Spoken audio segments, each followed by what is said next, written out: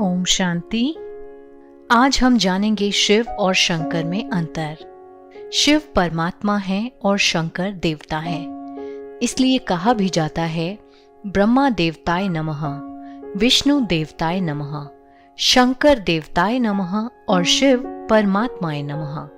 शिव रचयिता है अर्थात पिता है।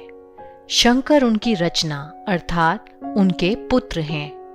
दोनों का नाम अलग है, दोनों के स्वरूप अलग हैं। एक का नाम है शिव और दूसरे का नाम है शंकर। एक का स्वरूप है आकारी, दूसरे का स्वरूप है ज्योतिपुंज अर्थात निराकारी, जिसे मंदिरों में शिवलिंग के रूप में दिखाया जाता है। परमात्मा शिव का खुद का कोई शरीर नहीं है, वो ज्योति बिंदु है। शंकर का आकारी शरीर होता है। शिव का अर्थ ही है कल्याणकारी, जिसे प्यार से हम भोलेनाथ भी कहते हैं। शंकर जी विनाशकारी देवता हैं, जिनके लिए ही कहा जाता है कि तीसरा नेत्र खुलने पर विनाश होता है। उनकी पोजीशन बिल्कुल एक डिफेंस मिनिस्टर की तरह है। जब तक डिफेंस मिनिस्टर को प्राइम मिनिस्टर या प्रेसिडेंट का ऑर्डर नहीं मिलता, तब तक वो अपनी मर्जी से एक्शन नहीं ले सकता।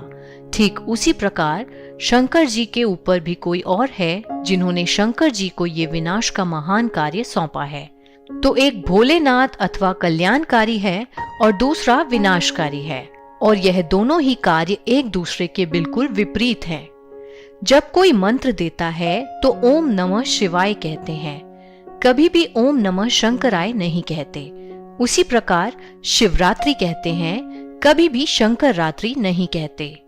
शंकर जी को कैलाश पर्वत पर हमेशा ध्यान मुद्रा में दिखाते हैं। यदि वे खुद ही भगवान हैं, तो वो किसका ध्यान करते हैं? शंकर जी को एक गृहस्थी के रूप में दिखाया जाता है और पूरा परिवार मिलकर के शिवलिंग की उपासना करते दिखाए जाते हैं, अर्थात सारा परिवार मिलकर परमात्मा शिव को ही याद करते हैं।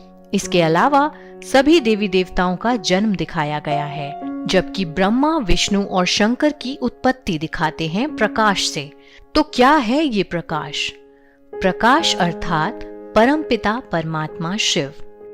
भारत में चारों दिशाओं में 12 ज्योतिर्लिंगम दिखाए जाते हैं। उत्तर में अमरनाथ, दक्षिण में रामेश्वरम, पूर्व में काशी विश्वनाथ और पश्चिम में सोमनाथ।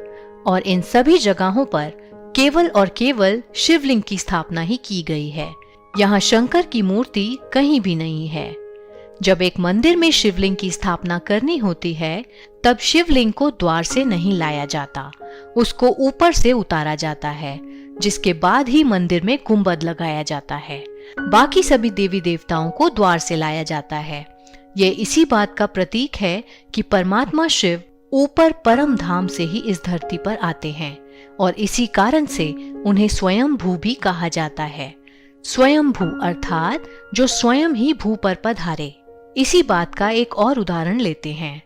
आपने मंदिरों में देखा होगा कि सभी देवी देवताओं का आसन ऊंचा लगाया जाता है, जबकि शिवलिंग को भूतल पर स्थापित किया जाता है, जिसका मतलब ये है कि शिव बाबा धरा पर आकर के ऊंचे से ऊंचे देवी देवताओं की रचना करते हैं, उनका महत्व बढ़ा करके खुद को छुपा लेते हैं। और यह काम केवल एक पिता का ही हो सकता है, जो अपने से भी ऊपर अपने बच्चों को रखता है। इतना निरंकारी केवल और केवल एक शिव परमात्मा ही हो सकता है। आशा करते हैं आपको शिव और शंकर का अंतर बखूबी समझ में आया होगा। कल हम आपसे फिर मिलेंगे एक नए टॉपिक के साथ। तब तक के लिए जुड़े रहें हमारे साथ और शिव बाबा को याद करते रहें। ओम शांति।